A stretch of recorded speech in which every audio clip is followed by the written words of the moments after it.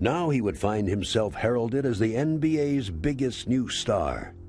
7 teams had qualified to participate in the draft lottery for his rights, and each dreamed of Patrick as their new savior. The number 1 pick in the draft will certainly be Patrick Ewing, the 3-time All-America out of Georgetown. Ewing was the key at that time, and everybody knew going into the lottery that if you could get Ewing, you got a franchise player for the next 12, 14 years. You know, I wanted to go to New York. New York was my first choice. And as each successive pick unfolded, Ewing and the Knicks moved closer to a mutual destiny. Yeah, I really didn't get nervous until it got down to the last 3. And then all of a sudden, boy, I started sweating. I said, you know, my God, we got a chance. With 2 teams remaining, Ewing would either be a Knick or an Indiana Pacer. I was like, let it be New York. The second pick in the 1985 NBA draft goes to the Indiana Pacers. Basketball is back in New York City, my friends. In Ewing, Knick fans saw a hero to revive their once proud franchise and quickly thrust him into the New York spotlight, long before he took the court. He's going to take us to the championship in New York. They see Patrick Ewing, the star of the Big East, come into New York, and yeah, they expected a championship right away. His much-anticipated professional debut was the hottest ticket in town, and it was only fitting that it came against Moses Malone, the league's most dominant center. Third year. Misses, and Ewing says hello to the NBA. Now Moses just got introduced to Patrick Ewing. Somebody shot the ball, came over his back and got the dunk. You know, that was like, Patrick Ewing era has begun. Then Moses kicked my butt. It was to be the first of many lessons Ewing would be taught that season, as he would find for the first time that he was unable to dominate at will. So it looks like a frustrating evening building here for Patrick. Though he would manage to win Rookie of the Year, talk of a championship in New York had halted as the Knicks would once again finish in last place. Oh, it was rough. I mean, my rookie year, we won 23 games. I got hurt. They were booing us.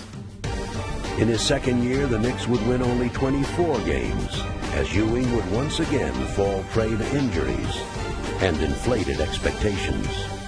He'd won on every level, and people expect you to come in and turn the franchise around right away. Well, basketball is a team game, and one person can't do it by himself. And the first couple of years, he had some injuries, and I think the fans got down on him a little bit. I remember one time we had a Patrick Ewing poster night, and I had been hurt, and I came back for that game, and I had a bad game. I remember people ripping the poster up, throwing it on the floor. It was rough. It was rough. But even at the low point of his 2-year pro career, Ewing's confidence remained unshaken. I felt bad for him, and when I finished my post-game remarks, I walked over and I put my arm around him and I said, "You doing okay?" And he looked over and, like he always did, and he said, "I'm fine." And I walked away from him that night thinking this guy's going to be great. Though Patrick remained hopeful, New York fans bordered on despair. And in the anguish of their fallen expectations, they looked to Ewing for an answer.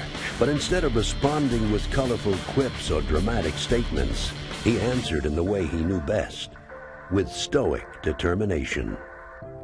He kept a blank face at all times, and he really didn't talk to the media much, but you know he was hurting.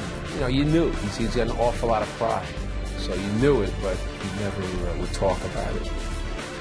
You're not going to change people's perception of you. I'm intense, I'm focused, and I have something to set out to do, and I'm going out to do it. Entering the 1988 season, Patrick prepared to again wage his personal battle to revive his team. But now he would finally get reinforcements. New coach Rick Pitino would install a running game that was perfectly suited to Ewing's full-court prowess. And rookie point guard Mark Jackson would deliver him the ball. The relationship that we had on the court from the first day of practice, something just clicked.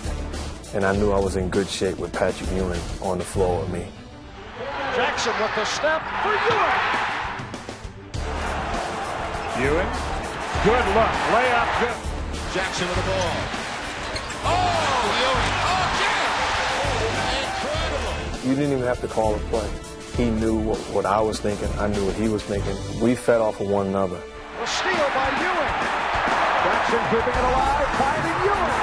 With Patrick leading the way, the New York revival began. Alley into Ewing. That'll make the Garden War. Ewing jumping out. And it's a 3-on-1. Here's Ewing. It's all going New York's way again. And as the season drew to a close, the emotionally charged Knicks found themselves challenging for a playoff berth. Stefanovic on the move. And it's all over. The Knicks make it to the playoffs for the first time since the 1984 season. I remember Sidney Green diving on me. I'm on the floor. I'm like, get off my leg, trying to hurt me before the playoffs start. Though New York would lose to a veteran Boston Celtic team, Patrick made the most of his playoff debut and was determined that it was only the start of things to come. He knew he was the man, and he knew sooner or later that with the right situation, with the right players around him, it would happen. You know, and the Knicks got the right people around him, and things started rolling. Building on his postseason performance, Ewing continued to elevate his team and his game. And now Ewing is turning it on. Rebound Ewing. Would you say Ewing's had an effect? He is controlling the game. Ewing, not the shot you'd want, but he hits it. Patrick Ewing has hit the 40-point plateau. Behind Patrick's inspired play, his Knicks set a new standard for home court dominance. They got the record. 21 straight home victories. You know, we're going down in the record book as one of the best teams to ever played at Madison Square Garden. And for the first time in 5 years, Patrick gave New York a taste of playoff success. The Knicks have swept the 76ers. They have reached the East semifinals for the first time since back in 83-84. Patrick became the Knicks pretty much. He was our go-to guy. He was our franchise guy. Patrick not likely to shoot it. Oh, there! Whoa! Though Stu Jackson took over for Rick Pitino in the 1990 season, Ewing didn't miss a beat. He would be voted the All-Star team's starting center. At center, making his first start in 4 All-Star appearances from the New York Knicks, Patrick Ewing. And while Patrick had always been known as a dominant defender, he would now take his place among the league's top scorers, averaging almost 29 points a game. He's got the whole package. He's got